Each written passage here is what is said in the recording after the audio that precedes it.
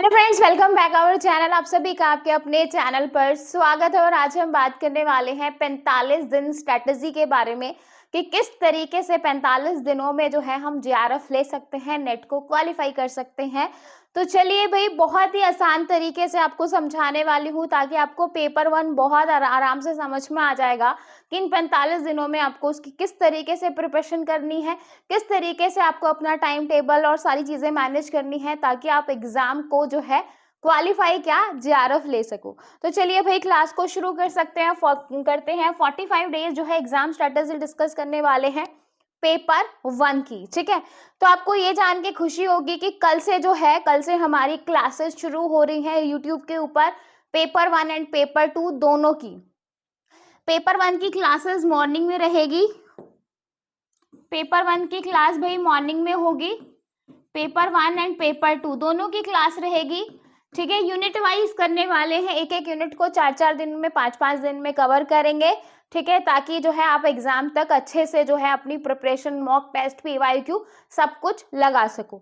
Timing अगर आप लोगों को कोई सूट करता है तो आप टेलीग्राम पे डेफिनेटली मुझे अपडेट दे सकते हो। मेजोरिटी वाला टाइम अपन सेट करेंगे, अदरवाइज जो मुझे ठीक लगेगा फिर मैं वो टाइम रखूंगी। कल से पेपर वन की पहली यूनिट अपन स्टार्ट करने वाले हैं। तो अब डिस्कस कर लेते हैं कि इन 45 दिनों में आप किस तरीके से करेंगे। तो चलिए भाई, क्लास को शुरू कर लेते हैं। तो देखो, 45 दिन है आपके पास। यहाँ पे मैं उन बच्चों के बारे में बात करूंगी, एक तो जो पहली बार एग्जाम देंगे, जो बिल्कुल फ्रेशर हैं, जिन्होंने अभी तक बुक नहीं उठाई और वो ये सोच रहा है कि भाई क्या मैं आज से पढ़ना शुरू करूँ तो क्या मैं एग्जाम क्वालिफाई कर सकता हूँ। अब 45 दिन इसलिए बोल रही हूँ क्योंकि भाई आपकी एग्जाम डेट जो है वो 13 से 20 जून है। तो आप देख सकते हो भाई। ठीक है, तो अब जो है जिसने बिल्कुल नहीं किया, एक तो बिल्कुल जो है बिल्कुल फ्रेशर है, जिसने अभी शुरू किया है, तो एक तो हम उसकी डिस्कस करेंगे।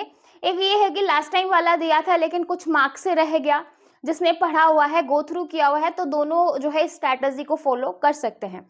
45 दिन है आपके पास, 45 डेज हैं। इन 45 डेज को जो है 30 और 15 में डिवाइड कर लीजिए, 30 और 15 में डिवाइड कर लीजिए। इससे पहले भी मैंने आपको बताया था कि भाई आपको पूरे मार्क्स नहीं लेने, आपको जो है 100 क्वेश्चन के 100 क्वेश्चन आपको आने चाहिए, ऐसा कुछ जरूरी नहीं है। अगर आप 60 से 65 क्वेश्चन या 70 क्वेश्चन भी अटेम्प्ट कर देते हैं तो वो इनफ है हर चीज में, यानी कि 70% जो है आपका होना चाहिए। अब इस 30 और 15 का क्या मतलब है, ये 45 दिन है, इसको मैंने दो पार्ट्स में डिवाइड किया है, 30 और 15। ठीक है भाई, अब इस 30 में जो है आपको अपना सिलेबस कंप्लीट करना है। क्या करना है भाई, सिलेबस कंप्लीट करना है, प्लस रिवीजन करनी है, प्लस रिवीजन करनी है। और इस 15 दिन में आपको जो है मॉक टेस्ट लगाने हैं, यानी कि जो आपने पढ़ा है उसको मॉक टेस्ट लगा के देखना है। उसके बाद जो है आपको पीवाईक्यू करने हैं एंड जो है आपको रिवीजन तो रखनी है, क्योंकि रिवीजन ही जो है वो आपको एग्जाम को, यानी कि जेआरएफ आपको रिवीजन ही दिलवाएगा। ठीक है भाई, तो ये तरीके हमने किए। हमने क्या किया, हमने 45 दिन को दो पार्ट्स में डिवाइड किया, 30 और 15। 30 में जो है हमें सिलेबस और अपनी रिवीजन को कंटिन्यू रखना है, क्योंकि रिवीजन आपको जो है डेली रखनी है अपनी। यहाँ पे 15 दिन में हम अपने मॉक टेस्ट लगाएंगे, एग्जाम से पहले 10 मॉक टेस्ट लगाने बहुत ज़रूरी है। एक तरीके से आपको क्या हो जाएगा, आपको पेपर पैटर्न को जो है पेपर देने का तरीका समझ में आएगा कि आपको जो है एंजाइटी या स्ट्रेस एकदम से किसी क्वेश्चन को देख के पैनिक ना हो, तो आपको वो सारी सिचुएशन को डील करना आ जाएगा। एग्जाम मार्क्स आपके भले कितने आए, लेकिन एक आपको टाइम मैनेजमेंट आ जाएगा। तो बहुत सारी चीज़ें यहाँ मॉक टेस्ट से आपको समझ में आती हैं, प्लस इंप्रूवमेंट तो होता ही है डेफिनेटली। अगर आप किसी चीज़ को डेली करोगे तो इंप्रूवमेंट तो होगा ही। ठीक है, पीवाईक्यू वही, अगर आप जो है लास्ट 5 साल के पेपर अच्छे से लगा लेते हो तो आपको ये समझ में आ जाएगा कि कौन सा 60-70% का जो क्राइटेरिया है वो घूम रहा है, वही टॉपिक्स घूम रहे हैं। देखो, सेम क्वेश्चन तो नहीं आ रहे हैं, लेकिन जो है टॉपिक्स ऑलमोस्ट उसी टॉपिक में से क्वेश्चन आते हैं जो हर बार रिपीटेड रहता है। तो आपको इंपॉर्टेंट टॉपिक समझ में आ जाएगा पीवाईक्यू से, तो बहुत सारी चीज़ें रहती हैं। तो ये आपने डिवाइड किया। अब इसमें जो है आपका जो सोचोगे कि भाई हम तो फ्रेशर हैं, 30 दिन में किस तरीके से सिलेबस कंप्लीट कर सकते हैं, क्योंकि भाई हमें पता है कि 10 यूनिट हैं। अब उन 10 यूनिट को 30 दिन में कवर करना भाई थोड़ा सा जो है चैलेंजिंग है। जिसको लग रहा है कि भाई मेरा जो है पहले से सिलेबस जो है 80 से 90% कंप्लीट है, तो डेफिनेटली वो सिलेबस प्लस पूरा सिलेबस प्लस रिवीजन को गो थ्रू कर सकता है। जिसको लग रहा है कि भाई मुझे जो है मैं पूरा नहीं कर सकता, तो इस जो है 30 डेज को जो है आप 5-5 दिन में डिवाइड कर लो। 1, 2, 3, 4, 5 और 6, टोटल 6 पार्ट्स हो गए। अब इन 6 पार्ट्स में आपको क्या करना है, आपको 6 यूनिट बहुत अच्छे से पकड़नी है। कितनी यूनिट करनी है? 6 यूनिट बहुत अच्छे से कर लेना कि भाई इस यूनिट में से तो जाना ही नहीं चाहिए। अब इसमें आपने 1 यूनिट कर ली, इसका जो है आपने रिवीजन भी कर लिया और इसके आपने PYQ भी कर लिए। ठीक है भाई, आपको पता चल जाएगा कि कितने क्वेश्चन हर बार इस यूनिट से कवर हो रहे हैं। यहाँ से फिर आपको सेम 5 दिन का एक को टारगेट रखो, यूनिट 2 कर लो, मतलब जो भी आपको यूनिट अच्छी लग रही हो वो करो, रिवीजन करो, PYQ करो। इससे क्या होगा, आपके 6 यूनिट पक्की हो जाएंगे। अगर आपने 60% का क्राइटेरिया भी अच्छे से अचीव कर लिया, यानी कि 60% आप बहुत अच्छे से कर रहे हो और आपको लग रहा है कि मेरे पास टाइम है, मैं 6 यूनिट करने के बाद मेरे पास एक्स्ट्रा टाइम है, मैं 1-2 यूनिट और अच्छे से कर सकता हूँ। जैसे अगर मैं यहाँ पे बोलूँ कि भाई इन 6 यूनिट के साथ आप जो है रीडिंग कम्प्रीहेंशन और DI इनको भी साथ साथ डेली जो है वो 10-10 मिनट दो और करते रहो, तो इससे आपकी कितनी यूनिट कवर हो गई? 8 यूनिट कवर हो गई। कितनी यूनिट कवर हुई? 8 यूनिट। इन 30 दिनों में 8 यूनिट कवर हो गई कि भाई इन 5-5 दिन को आपने डिवाइड किया, इन 5 दिनों में आपको 1 यूनिट को खत्म करना है, रिवीजन और PYQ करना है। एडिशनल जो है 10 से 15 मिनट आप जो है रीडिंग कम्प्रीहेंशन और DI को दो, यानी कि 10 मिनट रीडिंग को दे रहे हो, 10 मिनट DI को दे रहे हो, या फिर 15 मिनट, अगर मैं बोलूँ टोटल जो है वो 30 मिनट डेली आप करोगे ना, तो आपका ये जो 30 मिनट का टारगेट है ये आपका जो है कम होता जाएगा। यानी कि आप रीडिंग कम्प्रीहेंशन को जो है 5 से 7 मिनट में करते रहोगे और DI को भी टारगेट करना कि 10 से 10 मिनट में आप खत्म कर पाओ। ठीक है भाई, जिससे क्या होगा, अगर आप 10 मिनट में खत्म कर रहे हो तो वो आपके लिए बहुत अच्छा रहेगा। ठीक है, क्योंकि टाइम मैनेजमेंट बहुत ज़रूरी है। स्टार्टिंग में अगर आपको DI बिल्कुल नहीं आता है, रीडिंग कम्प्रीहेंशन आपको नहीं आ रहा है, तो आप डेली स्टार्टिंग में थोड़ा सा टाइम आपको ज़्यादा लग सकता है, लेकिन बाद में जो है ये आपको एक टाइम पे, एक तो आप 30 दिन कंटिन्यू DI और जो है रीडिंग कम्प्रीहेंशन की प्रैक्टिस करोगे, तो उससे क्या होगा, एक तो आपकी स्पीड इंप्रूव होगी और एक आप जो है इसमें बहुत अच्छे हो जाओगे और आपको पता भी नहीं चलेगा कि आपकी 2 यूनिट कवर हो गई हैं और यहाँ से 20 नंबर आपके पक्के हो जाएंगे और 6 यूनिट आपकी यहाँ से ये कवर हो जाएंगी। ठीक है भाई, समझ में आया कि आपको किस तरीके से करना है।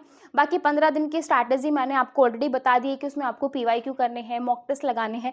आपका 80% सिलेबस कंप्लीट हो जाएगा, देन आप मॉक टेस्ट PYQ लगा सकते हो। अगर आप इतना कर लेते हो तो डेफिनेटली आप पेपर 1 में 75 से लेके 80 मार्क्स तक ले सकते हो, क्योंकि नेगेटिव मार्किंग नहीं है, आप पूरा पेपर आराम से अटेम्प्ट कर सकते हो। ठीक है, उसके बाद हम बात कर लेते हैं सिलेबस की। ये तो थी 45 दिन की स्ट्रैटेजी। अब आपको सिलेबस किस तरीके से करना है। पेपर 2 की भी स्ट्रैटेजी मैं जल्दी लेके आऊंगे, पेपर 2 का भी अपन जल्दी शुरू करेंगे।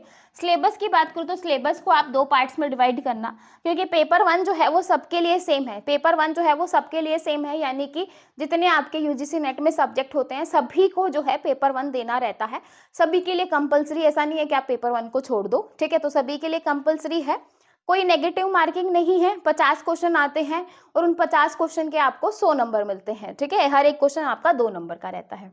अब इसको मैंने 2 पार्ट्स में डिवाइड किया है, एक है आपका थ्योरी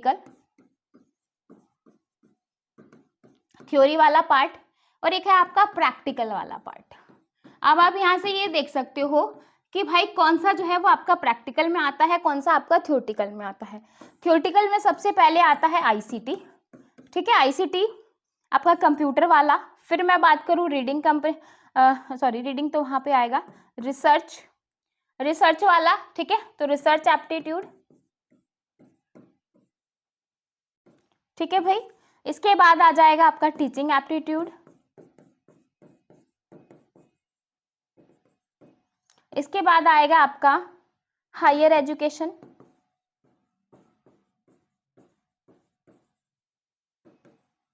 इसके बाद आएगा पीपल एंड एनवायरनमेंट।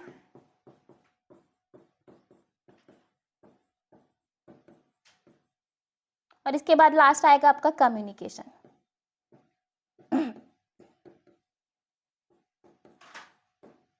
ठीक है भाई, तो इस तरीके से मैंने डिवाइड कर दिया, आप सभी को दिखाई दे रहा होगा। थ्योरेटिकल पार्ट में ये चीजें कवर हो जाएंगी, ICT आ जाएगा, रिसर्च आ जाएगा, टीचिंग आ जाएगा, हायर एजुकेशन आ जाएगा, पीपल एंड एनवायरनमेंट आ जाएगा, कम्युनिकेशन आ जाएगा। आईसीटी कंप्यूटर वालों के लिए आईसीटी बहुत आसान है, बाकी एक बार अपन इसको कवर करेंगे बिल्कुल। रिसर्च और टीचिंग थ्योरेटिकल पार्ट है कि क्योंकि भाई आप जब जेआरएफ क्लियर करोगे तो उसके बाद आपको पीएचडी करनी पड़ेगी, देन आपको वहाँ पे रिसर्च करना पड़ेगा, तो ये आपका पूरा रिसर्च वाला एरिया हो जाएगा। ये टीचिंग एप्टीट्यूड भी, स्टूडेंट सेंटर, ये सारी चीज़ें, टीचर सेंटर, ये सारी चीज़ें आ जाएंगी इसके अंदर। हायर एजुकेशन में आपको पूरा जो है एक तरीके से पता होना चाहिए एजुकेशन सिस्टम के बारे में, हायर एजुकेशन सिस्टम के बारे में, पूरी यूजीसी नेट के जो वेबसाइट है कि क्या है पूरा उसके बारे में पता होना चाहिए, ठीक है। और अदर जो करंट से रिलेटेड चीज़ें हैं, पीपल एंड एनवायरनमेंट बहुत बड़ी यूनिट है, ठीक है भाई, और कम्युनिकेशन। तो ये है आपका थ्योरेटिकल वाला पार्ट, इसको अपन थ्योरी वाला पार्ट कहेंगे। इसमें आ जाएगा आपका रीडिंग कम्प्रीहेंशन, आ जाएगा आपका डीआई, इसमें आ जाएगा आपका रीजनिंग, ठीक है, और इसमें आ जाएगा मैथमेटिकल रीजनिंग, ठीक है, लॉजिकल रीजनिंग आ जाएगी और मैथमेटिकल रीजनिंग आ जाएगी।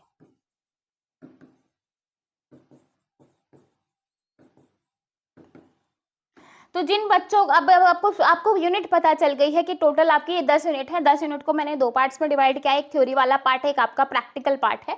थ्योरी वाले पार्ट में आपकी 6 यूनिट आ गई और प्रैक्टिकल वाले पार्ट में आपकी 4 यूनिट आ गई। और जैसा कि मैंने कहा कि उन 30 दिनों में आपको जो है 5-5 डेज डिवाइड करने हैं, क्योंकि अगर मैं कंप्यूटर की भाषा में बात करूं तो कंप्यूटर की भाषा में क्या होता है कि आपको एक डिवाइड एंड कॉन्कर जो है एल्गोरिथम होता है, टेक्निक होती है एक, ठीक है, जिसमें बहुत सारे जो है आपके जो है लाइक आपका क्विक शॉर्ट आ गया, मर्ज शॉर्ट आ गया, सॉर्टिंग एल्गोरिथम आते हैं, ठीक है। तो डिवाइड एंड कॉन्कर एक ऐसी स्ट्रैटेजी है जिसमें एक बड़ी कॉम्प्लेक्स चीज को हम छोटे छोटे पार्ट्स में डिवाइड करते हैं ताकि हम बहुत आसानी से उसको चीज़ों को सॉल्व कर सके और हमारे लिए बहुत आसान हो। एक बड़ा टास्क आपके सामने है और उस बड़े टास्क को अगर आप छोटे छोटे पार्ट्स में डिवाइड कर देते हो तो वही आपके लिए आसान बन जाता है। तो सेम आपको 30 दिन आपको बहुत भारी भरकम लग रहे होंगे, लेकिन जब उन 30 दिनों को आप 5-5 दिन में डिवाइड करोगे और आप लिखोगे कि भाई इन 5 दिनों में मुझे 5-5 दिन में डिवाइड करोगे तो 6 यूनिट आपकी हो जाएंगी। तो इन 6 यूनिट में आपको कौन सी करनी है आप कर सकते हो। और 6 के साथ अगर आपको जो प्रैक्टिकल वाली है डेली अगर उसमें 10-10 मिनट लगानी है तो आप इस तरीके से भी कर सकते हो, आपका पूरा सिलेबस कवर हो जाएगा। आपको जैसे कंफर्टेबल लगे आप वैसे कर सकते हो कि थ्योरी वाले पार्ट को आपने डिवाइड किया और इन 30 दिनों में साथ के साथ आपने प्रैक्टिकल भी कर लिया। जिसको प्रैक्टिकल बहुत अच्छा लगता है, यानी कि मैथ्स रीजनिंग बहुत अच्छी लगती है, तो वो साथ के साथ डेली 10 दिन जो है PYQ लगा के भी इनको अच्छे से कर सकता है, कोई बड़ी बात नहीं है। तो आपको पेपर जो क्वेश्चन जो आपको सिलेबस है वो बहुत आसान लग रहा होगा कि भाई इतनी भी बड़ी चीज़ नहीं है, लेकिन अगर आप करोगे ना तो बहुत आसान है। लेकिन अगर आप करोगे ही नहीं और ये सोचोगे कि मेरा हो जाए, मेरा ये हो जाए, तो पॉसिबल नहीं। देखो मेहनत तो करनी है, बिना मेहनत के कुछ नहीं है। 45 दिन है तो आप जितना टाइम दे सकते हो, 5 घंटे, 6 घंटे, 7 घंटे, आप जितना दे सकते हो उतना आपको देना पड़ेगा। क्योंकि आप खुद सोचो कि भाई अभी जो है अपना पेपर वन का जो है पेपर 1 का कोर्स आएगा, जिसमें डेली यूट्यूब पे आप मान सकते हो कि 1.5 घंटे की क्लास रहेगी, तो 1.5 घंटा आपका पेपर 1 और ऐसे ही पेपर 2 की भी आपकी जो है 1.5 घंटे की क्लास रहेगी। तो 3 घंटा तो आपको जो है मेरी क्लास को पढ़ना ही पड़ेगा। उन 3 घंटों के अलावा जो है आपको प्रैक्टिस करनी पड़ेगी, डेली जो है उनको रिवाइज करना पड़ेगा। तो भाई आपको 3 घंटा ये और 3 से 4 घंटे आपको एक्स्ट्रा देना पड़ेगा ताकि आप सेल्फ स्टडी कर सको, क्वेश्चंस वगैरह, बाकी मॉक टेस्ट वगैरह। कंप्रीहेंशन में कोशिश करूंगी कि आपको सारे जो है टेलीग्राम पे सेंड कर दूं ताकि आप उनकी प्रैक्टिस कर सको PYQ से रिलेटेड। ठीक है भाई, तो मैं इतना आप लोगों के लिए कर सकती हूँ ताकि आप वहाँ जाओ और उनकी प्रैक्टिस कर सको। ठीक है, तो ये था पूरा एक मतलब 13 से 14 मिनट में मैंने पूरा आपको एनालिसिस दिया है। इससे बेस्ट एनालिसिस मुझे नहीं लगता कि आप जो है अगर आप खुद इसको बहुत अच्छे से अपनी कॉपी में लिखोगे, बनाओगे, तो आपको हर चीज़ आसान लगेगी। और जब आपको आसान लगेगी ना तो आपको पढ़ने में भी मज़ा आएगा। जब आप एक चीज़ को अपने दिमाग में कॉम्प्लेक्स करके बैठ जाते हो ना, बहुत मुश्किल है, तो उसको करना बहुत मुश्किल होता है हमारे लिए। लेकिन जब हम किसी चीज़ को ये सोच के करते हैं कि भाई कुछ है ही नहीं, बहुत आसान है, हम कर लेंगे, ठीक है, तो फिर जो है इतना भी मुश्किल नहीं रहता है। देखो कहने को तो JRF लेना बहुत मुश्किल है क्योंकि ऑल ओवर इंडिया सिर्फ 1% में आना मुश्किल है, ठीक है, लेकिन अगर आप उसको बहुत ज़्यादा अपने दिमाग में नहीं होगा, मुझसे नहीं होगा, तो फिर दिक्कत वाली बात है। ठीक है, आप खुद देखो कि 10 यूनिट में ऐसा कुछ नहीं है, 6 पार्ट सीधा ये और 4 पार्ट आपके प्रैक्टिकल है, तो ठीक है। लेकिन जिसको जो है थ्योरी अच्छी है, प्रैक्टिकल वो है, तो आप अपने अकॉर्डिंग जो है वो बैलेंस कर सकते हो चीज़ों को, आपको जिस तरीके से, क्योंकि आगे का जो है आपको अपना जो पूरा चार्ट है वो आपको खुद रेडी करना है कि भाई मुझे डेली प्रैक्टिकल करनी है, प्रैक्टिकल पे ज़्यादा फोकस करना है, थ्योरी मेरी जो ईजी है उसको मैं जल्दी कर लूँगी। तो वो आपके ऊपर डिपेंड करता है कि आप किस तरीके से करोगे। ठीक है, मैंने आपको एक तरीका बता दिया है, आपको जिस तरीके से बेटर लगे आप उस तरीके से जा सकते हो। ठीक है, तो ये था आपका 45 दिन की स्ट्रैटेजी विद सिलेबस, और आई होप आपको बहुत आसान लगा होगा और लगा होगा कि भाई हम 45 दिन में डेफिनेटली जेआरएफ ले सकते हैं। बिल्कुल ले सकते हो, बस आपके अंदर ही होना चाहिए कि हम कर सकते हैं। तो सभी बच्चे कमेंट सेक्शन में बताएं कि भाई कल से जो कोर्स आ रहा है उसके लिए रेडी हो, कब आए, किस टाइम आए, प्लस प्लस कि हम जो है मतलब आसान लग रहा है, मुश्किल लग रहा है कि कर लोगे, जेआरएफ कर लोगे, तो कमेंट सेक्शन में जरूर बताइएगा। फिर मिलेंगे नेक्स्ट वीडियो में, तब तक के लिए bye bye, take care, thank you.